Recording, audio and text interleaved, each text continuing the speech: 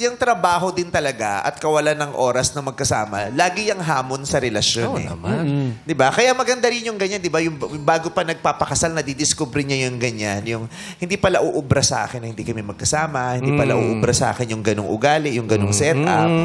Di ba? Para siyang trial. Kahit na magkasama kayo sa isang bubong. Di ba? Correct. So, yun ang pwedeng magpatatag o makasira sa relasyon ninyo eh. Yung kawalan ng pagsasama lagi. Yung iba kasi lalong miss na miss. Di ba? Pag nakita mo, kala mo talaga mga bubuyog sa pukyutan. Di ba? Sobrang tamis. Nanihilo ka na. Pero yung iba naman nawawala ng gana. Di ba? Kung anong sa inyo, ang epekto sa inyo, napalayo kayo. Hindi lang ang physical, kundi pati damdamin. Yes po. Napalayo po kami sa isa't isa. And you woke up one day na parang iba na yung nararamdaman ko. Hindi na malalim, hindi na ganun kasarap. Siya kasaya. po. Siya. Ay, ikaw, Iking. Po. Opo. Parang nawala na po yung pagmamahal ko sa kanya. Ay. Nagbago. Bakit? Kasi hindi mo na nararamdaman na nandyan siya. Opo. Tsaka naging busy po ako sa pagtuturo po ng cheer dance, mga time po na yun. Cheer dance pa ngayon. Cheer dance. Oo. Yung iba kasi beer dance lang eh. Oo. Sasayawan silang marboy kada hawak na beer. Beer dance pala. Ito na cheer dance. Cheer dance. Napalunok ka nung sinabi niyang opo na wala niyang pagmamahal. Hindi po ako pumayag nun makipag-break sa kanya. Nakikipag-break po siya nun na nung wala na po siyang feelings. Pero hindi Sinabi po niya ako pumayag. Pwede pala yun, ano? Na alin? Na yung pag nakikipag-break, tapos hindi pwede. Pwede pala Oo, yun. di ba? Yung iba nga nagmamakaawa eh. Yung iba nakikiusap. Yung iba talaga subukan pa natin. Yung iba naman ay, di ba, papayag na rin agad. Pero ang tanong ko, kung nawalan ka ng pagmamahal sa partner mo at gusto mong makipaghiwalay, sinabi mo sa kanya at sinabi mong maghiwalay na kayo, does it make you a bad person? Masamang tao ka ba kung nawalan ka ng pagmamahal? At masamang tao ka ba kung sinabi mo yung totoo at gusto mo nang maghiwalay?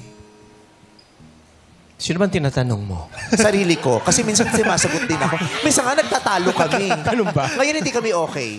Hindi kayo okay. Magkaiba kami ng opinion. Oh, no. Oo. Pero mamaya sabi ko, after work na lang. Diba? I'll meet you again later. Professional Oo. po. Ano no? Katulad niyo, kinakalapit niya, ayoko siyang pansinin. Diba? Kasi nag-work ako pero gusto niya akong kausapin.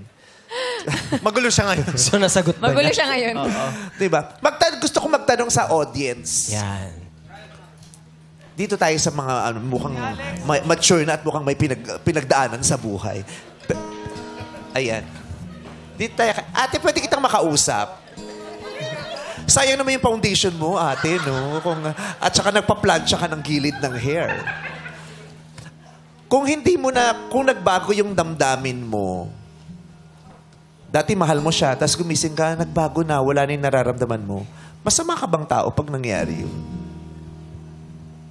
Hindi naman po.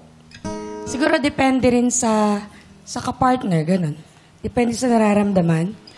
Depende sa kapartner mo. Depende kung... Kasi parang kusang nararamdaman mo yun pag wala na eh. Pag hindi mo na mahal yung tao, even though pilitin mo, wala na.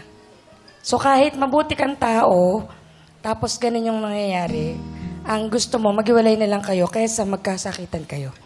At pag sinabi mo yun, masama ba yun? Pag sinabi mo, Hindi. Bakit gusto makipaghiwalay? Wala na akong nararamdaman Kasi sa'yo. parang sa teaching, honesty is the best policy. Ay. So maging honest ka lang, yun na lang, di ba? Oo. Kaysa patagalin mo pa ng, di ba? Yes. Yun ang nagiging lokohan eh. Wala ka naman ng nararamdaman, Opo. pinapatagal mo pa. Correct. Tapos nagbibitya pa ng mga susunod na kasalanan. Opo, tama. Teacher po kayo. Opo. Ah, Teacher po kami. talaga po. From Malolo City. Maraming salamat. Opo. Bakit? Kinakabahan ka? Ganyan rin ang nararamdaman namin pag pinagre-recite nyo kami nang hindi kami handa. So ngayon, alam niyo na. Diba? Minsan, yung magtataas ng kamay, hindi nila tatawagin. Pero yung hindi nagtaas ng kamay, tinatawag nyo. Alam nyo ba yung tromang nadudulot dun sa amin? Yan din po yun. Joke lang. I love you, teacher. Thank you very much for participating. Palakpakan natin. Thank you very much. Amin na po yung mic. Pinabalik po kasi to. Because Hindi, honesty